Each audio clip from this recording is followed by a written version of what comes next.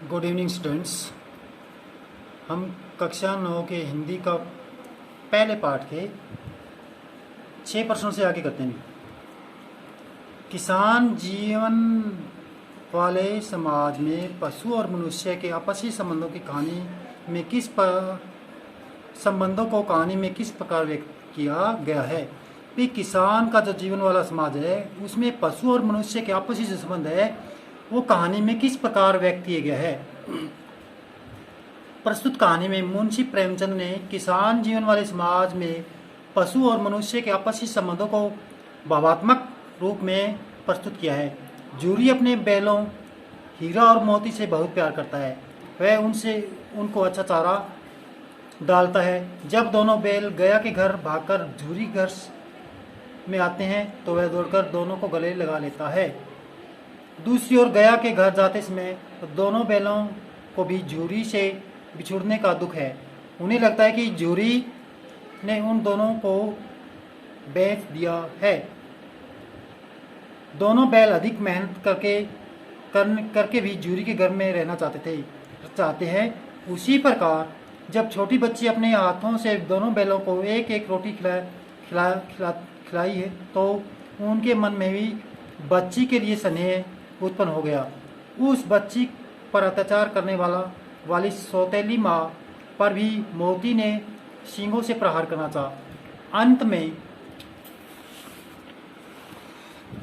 अंत में जब हीरा मोती दड़ियल के हाथों से छूटकर जूरी के पास लौटकर आते हैं वह दोनों को गले लगा लेता है और जूरी की पत्नी भी उन दोनों का माथा चूम लेती है।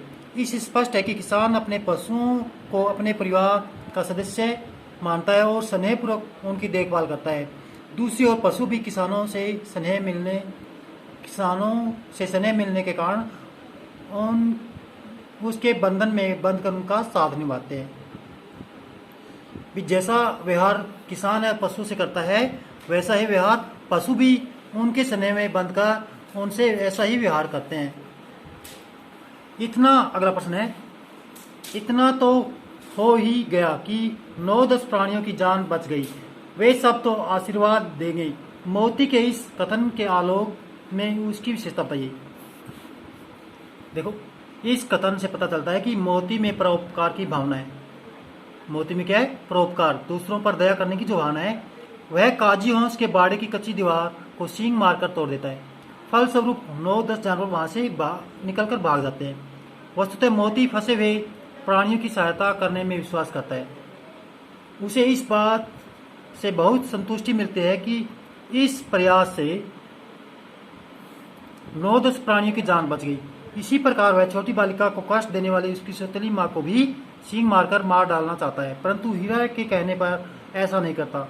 यही नहीं, वह एक सच्चा मित्र भी है। यही कारण है कि काजी होश से भाग सकने की स्थिति में होने पर भी रस्सी से जकड़े हुए अपने साथी हीरा को अकेला छोड़कर नहीं भागता, पकड़ा जाता है। परोपकार की भावना, सच्ची मित्रता की भावना, निर्बलों व असहायों का सहयोग करने की भावना मोती के चरित्र की विशेषता इस पाठ से प्रकट होती हुई। आशय स्पष्ट कीजिए। अगला प्रश्न क्या है? आशय स्पष्ट करना है। अवश्य ही उनमें कोई ऐसी गुप्त शक्ति थी जिसमें जीवों में श्रेष्ठता का दावा करने वाला मनुष्य जीवों में श्रेष्ठता का दावा करने वाला मनुष्य वंचित है। कि उन दोनों पशुओं में ऐसी कोई गुप्त रहस्य था, गुप्त शक्ति थी, गुप्त ताकत थी जिसे सभी जीवों में अपने आप को श्रेष्ठ मानने वाला मानव भी उनसे क्या था? वंचित था।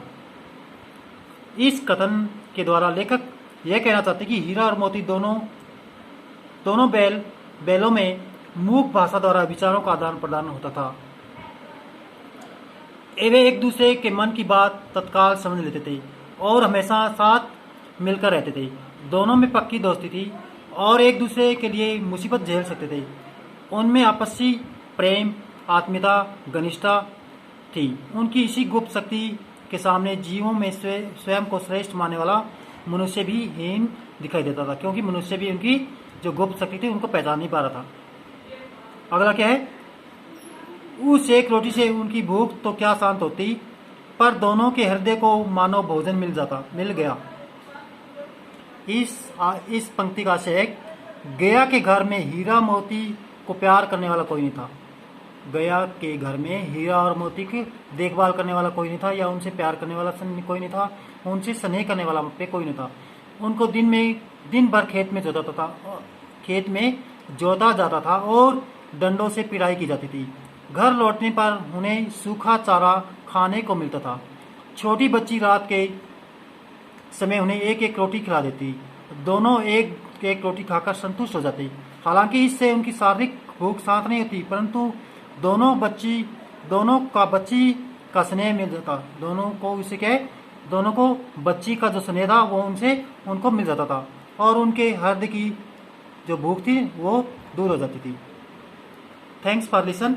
Have a good day.